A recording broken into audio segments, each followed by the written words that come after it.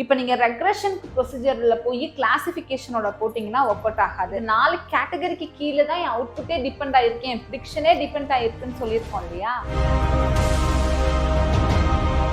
இப்போ ஒரு concrete strength prediction பண்ண போறீங்கன்னா அந்த ஸ்ட்ரென்த் ப்ரிடிக்ஷன் அப்படின்றது எதுல மெஷர் பண்ணுவோம்? நம்ம ஒவ்வொரு டொமைனையுமே கையாளுறதுக்கு ஒரு ப்ரொசீஜர் இருக்கு.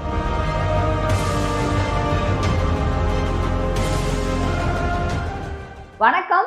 லாஸ்ட் வீடியோல 3 டைப்ஸ் ஆஃப் லேர்னிங் பத்தி பார்த்தோம்.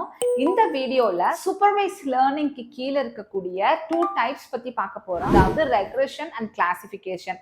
ரெக்ரெஷன்னா எப்படி நீங்க சூஸ் பண்ணணும்? இப்போ ஒரு கிளைண்டோட ப்ராப்ளம் ஸ்டேட்மெண்ட் வந்து சூப்பர்வைஸ் லேர்னிங்கா இல்லையான்னு நான் சொல்லி கொடுத்துருக்க ட்ரிக்கை வச்சு கண்டுபிடிச்சிக்க முடியும். இன்கேஸ் அந்த வீடியோவை நீங்க பார்க்கல, ஃபர்ஸ்ட் டைம் நீங்க பாக்குறீங்க அப்படின்னா சீரீஸ் ஆஃப் ஏஐ வீடியோ பிளேலிஸ்டோட லிங்க் டிஸ்கிரிப்ஷன்ல கொடுக்குறேன், மறக்காம போய் செக் பண்ணுங்க. அப்பதான் இந்த வீடியோ உங்களுக்கு ரொம்ப கிளியரா புரியும். I am Mrs Ramisha, the founder of Hope artificial intelligence private limited. உங்களுக்காக 2 hours webinar AI and data சயின்ஸ்ல, அதுவும் 100% ஜீரோ தியரின்ற டாபிக்ல எடுக்கிறேன். இதுல உங்களுக்கு உங்களோட கரியரை ஆர்டிஃபிஷியல் இன்டெலிஜென்ஸ் அண்ட் டேட்டா சயின்ஸ்ல அமைச்சுக்கணும்னு நினைச்சீங்கன்னா அதுக்கான கம்ப்ளீட் ரோட் மேப் முதல் கொண்டு அந்த வெபினாரை டிஸ்கஸ் பண்ணியிருக்கேன். ஸோ மறக்காம அட்டெண்ட் பண்ணுங்க.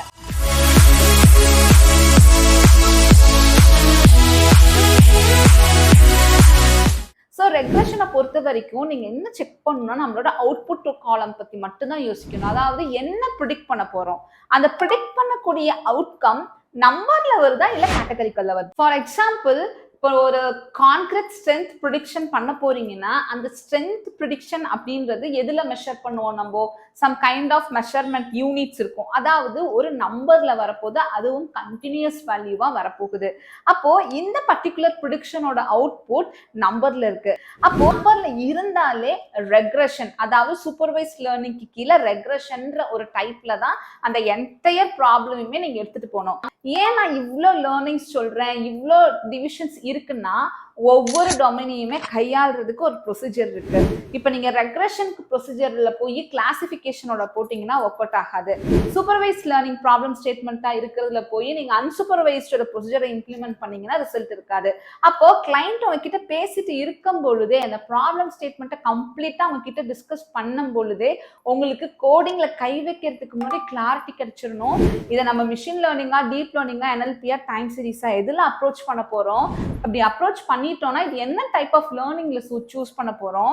இன்கேஸ் அது சூப்பர்வைஸ் லேர்னிங்னா ரெக்ரெஷன்ல வருமா இல்ல கிளாசிஃபிகேஷன்ல வருமான்றத முதல் கொண்டு உங்களுக்கு கிளாரிட்டி இருக்கணும்.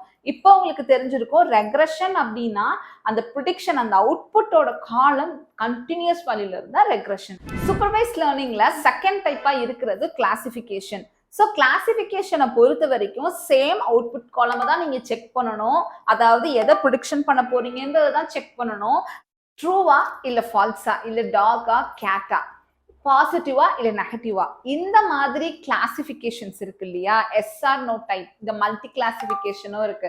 அதாவது ஸ்மால், மீடியம், லார்ஜ். அதாவது அந்த அவுட்புட் காலம் இந்த 4 வேல்யூக்குள்ளதான் எனக்கு மாறி மாறி வரப்போகுது. இது 4 கேட்டகரிக்கு கீழே தான் என் அவுட்புட்டே டிபெண்ட் ஆயிருக்கு, என் ப்ரிடிக்ஷனே டிபெண்ட் ஆயிருக்குன்னு சொல்லியிருக்கோம் இல்லையா? ஸோ அதுதான் கிளாசிஃபிகேஷன். அப்ப சூப்பர்வைஸ் லேர்னிங்னாலே எய்தர் கிளாசிஃபிகேஷன் இல்லைன்னா ரெக்ரெஷன், இது ரெண்டுக்குள்ள தாங்க வரும்.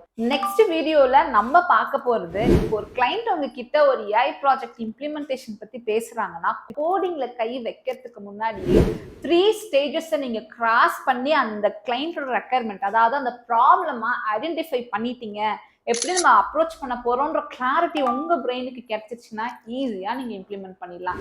இப்போ இந்த ஏஐ சீரீஸ்ல நான் சொல்ற இந்த கான்செப்ட்ஸ் எல்லாம் நீங்க இன்டர்நெட்ல என் சேனலை தவிர எங்க தேடினாலும் கிடைக்காது. பிகாஸ் இது என்னோட 7 years ஆஃப் எக்ஸ்பீரியன்ஸை கன்சாலிடேட் பண்ணி இவ்வளவுதான் விஷயம்ன்றத நம்ம தமிழ்ல உங்களுக்காக நான் நாலேஜ் ட்ரான்ஸ்ஃபர் பண்றேன். நெக்ஸ்ட் வீடியோல அந்த ப்ராப்ளம் ஐடென்டிஃபிகேஷனை ஒரு 2 எக்ஸாம்பிள்ஸ் வச்சு உங்களுக்கு ரொம்ப டீட்டெயிலா சொல்லி கொடுக்க போறேன். So stay tuned. உங்களுக்காக ஏஐ பத்தின டிராவல் பார்த்துட்டு சீரீஸ் ஆஃப் வீடியோ நான் லான்ச் பண்ணிட்டு இருக்க போறேன். அதுல இன்னும் நிறைய தெரிஞ்சுக்க போறீங்க. ஸோ இந்த சீரீஸை மறக்காம பாருங்க. நெக்ஸ்ட் வீடியோல நான் உங்களை பார்க்குறேன்.